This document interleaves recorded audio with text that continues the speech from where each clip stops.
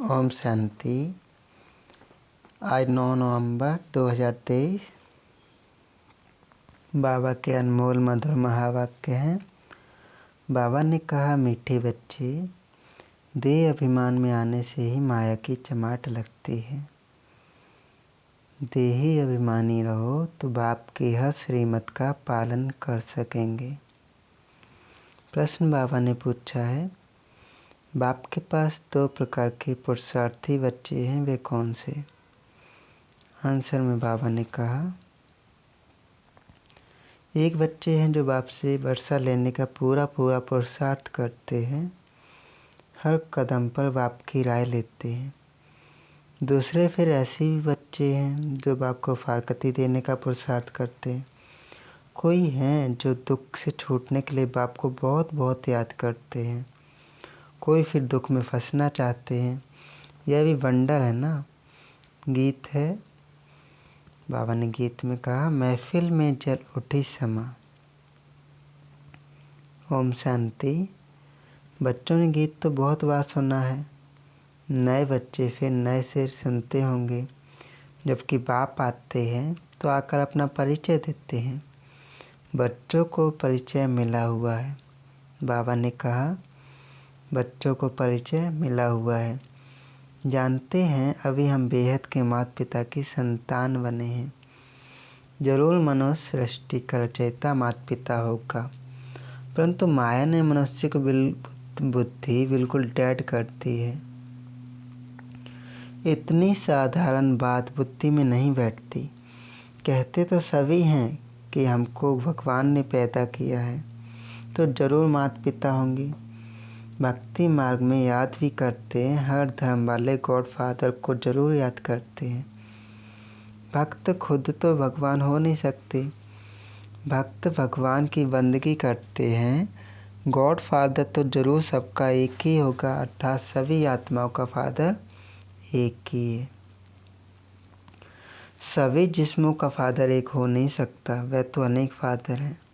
वह जिस्मानी फादर होते हुए भी हे ईश्वर कहकर याद करते हैं। बाप बैठ समझाते हैं, मनुष्य वे समझें जो बाप का परिचय ही भूल जाते हैं। तुम जानते हो स्वर्ग का रचयिता जरूर एक बाप ही है। अभी कलयुग है, जरूर कलयुग का विनाश होगा। प्राय लोप अक्षर तो हर बात में आता है। बच्चे जानते हैं सत्य का भी प्राय लोप है। अच्छा, फिर प्रश्न उठता है, सत्य में उन्हों को यह पता होगा कि यह सत्य प्राय लोप हो जाएगा, फिर त्रेता होगा? नहीं, वहाँ तो इस नॉलेज की दरकार ही नहीं। ये बातें किसकी बुद्धि में नहीं है।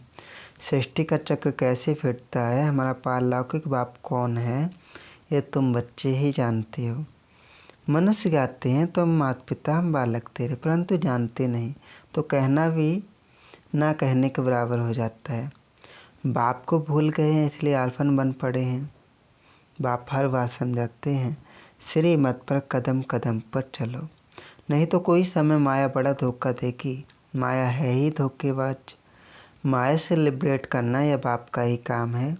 रावण तो है ही दुख देने वाला, बाप है सुख देने वाला। मनुष्य इन बातों को समझ नहीं सकते। बाबा कहते हैं मनुष्य इन बातों को समझ नहीं सकते। वह तो समझते हैं दुख सुख भगवान ही देते हैं। बाप समझाते हैं मनुष्य दुखी बनने के लिए शादियों में कितना खर्चा करते हैं। जो पवित्र पौधे हैं उनको अपवित्र बनाने का पुरुषार्थ किया जाता है। यह भी तुम समझ सकते हो, दुनिया नहीं समझती है। यह विषय सागर में डूबने के लिए कितनी सेरेमनी मनाते हैं। उन्हों को यह पता नहीं कि सत्युग में यह विषय होता नहीं, विकार होता नहीं। वह है ही क्षीर सागर, इसको विषय सागर कहा जाता है। वह संपूर्ण निर्विकारी दुनिया। हर त्रेता में 2 कला कम होती है, तो भी उनको निर्विकारी दुनिया कहा जाता है। वहाँ विकार हो नहीं सकते, क्योंकि रावण का राज्य द्वापर से ही शुरू होता है। आधा आधा है ना। बाबा ने कहा, ज्ञान सागर और अज्ञान सागर, अज्ञान का भी सागर है ना। मनुष्य कितने अज्ञानी हैं। बाप को भी नहीं जानते, सिर्फ कहते रहते कि ये करने से भगवान मिलेगा, मिलता कुछ भी नहीं है।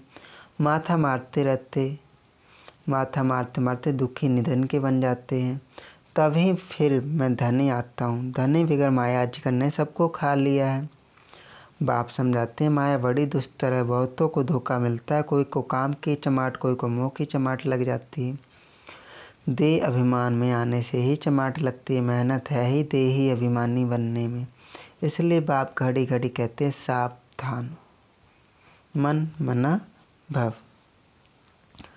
बाप को याद नहीं करेंगे तो माया थप्पड़ लगा देगी, इसलिए निरंतर याद करने का अभ्यास करो, नहीं तो माया उल्टा कर्तव्य करा देगी। रॉन्ग राइट की बुद्धि तो मिली है ना।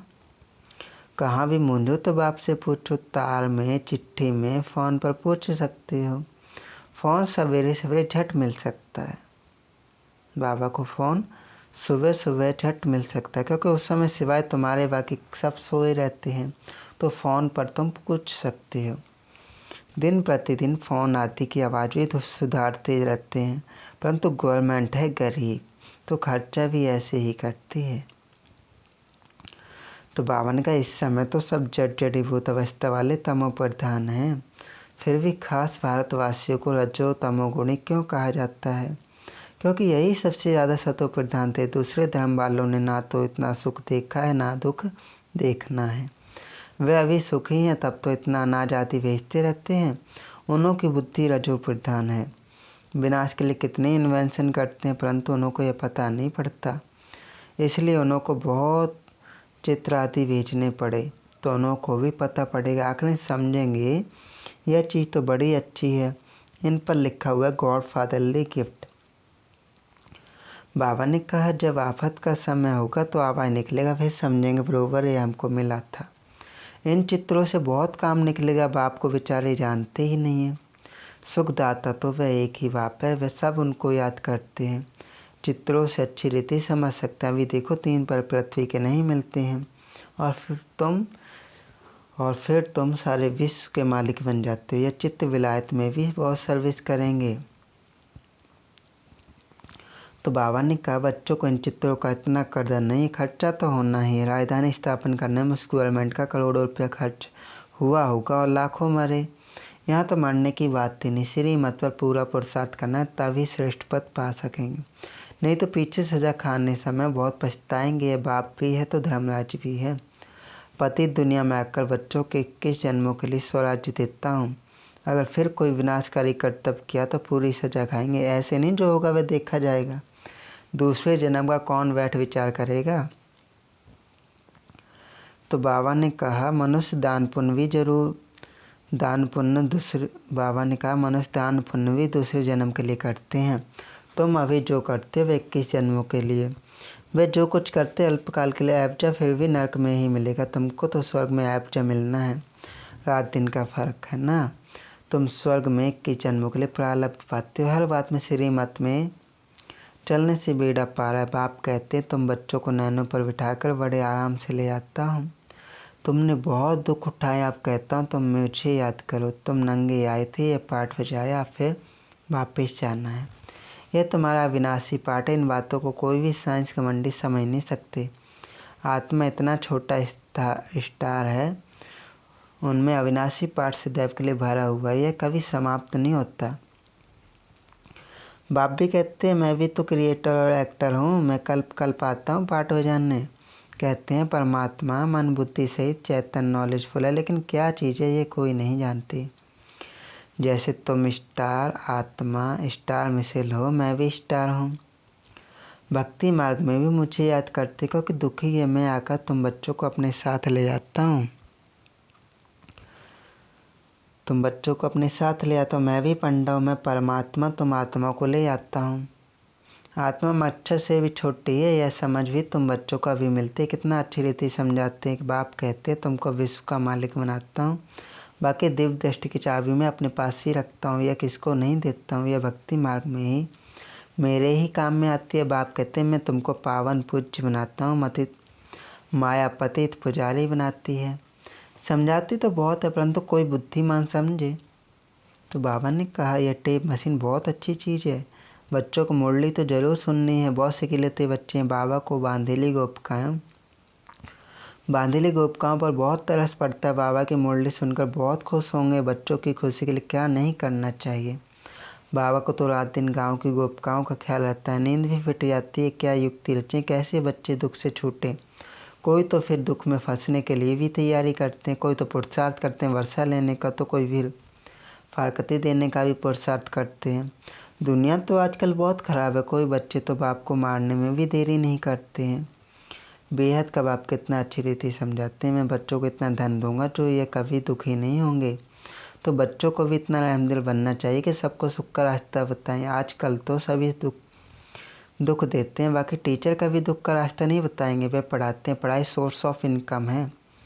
पढ़ाई से शरीर निर्वाह करने लायक बनते हैं। माँ बाप से बल वर्षा मिलता है, परंतु वह क्या काम का। बाबा ने कि जितना जास्ती धन उतना पाप बहुत करते, नहीं तो तीर्थ यात्रा करने बड़ी नम्रता से जाते हैं, परंतु कोई कोई तो तीर्थ यात्रा पर भी शराब ले जाते हैं, फिर छिपा कर पीते हैं। बाबा का देखा हुआ है, शराब बगैर रह नहीं सकते। बात मत पूछो, लड़ाई में जानने वाले भी शराब खूब पीते हैं। लड़ाई वालों को अपनी जान का ख्याल नहीं रहता, समझते हैं आत्मा एक से छोड़ दूसरा जा कर लेगी। तुम बच्चों को भी अभी ज्ञान मिलता है, अच्छी अच्छी शरीर छोड़ना है, उन्हों को कोई ज्ञान नहीं है, परंतु आदत पड़ी हुई है मरना और मारना। यहाँ तो हम आप ही बैठे बैठे बाबा के पास जाना चाहते हैं। पुरानी खाल है, जैसे सर्प भी पुरानी खाल छोड़ देते हैं, ठंडी में सूख जाती तो उतार देते हैं। तुम्हारी यह तो बहुत अच्छी अच्छी पुरानी खाल है, पाठ जाते अब इनको छोड़ना है, बाबा के पास जाना है। बाबा ने एक तो बताई है, मन मना भाव मुझे याद करो, बस ऐसे बैठे बैठे शरीर छोड़ें। सन्यासियों का भी ऐसे होता है, बैठे बैठे शरीर छोड़ देते हैं, क्योंकि वह समझते हैं आत्मा को ब्रह्म में लीन होना है, तो योग लगाकर बैठते हैं, परंतु जा नहीं सकते। जैसे काली कलवट खाते हैं वह जीव घात हो जाता है। यह सन्यासी बैठे बैठे ऐसे जाते हैं। बाबा का देखा हुआ वह हुआ हठ योग सन्यास।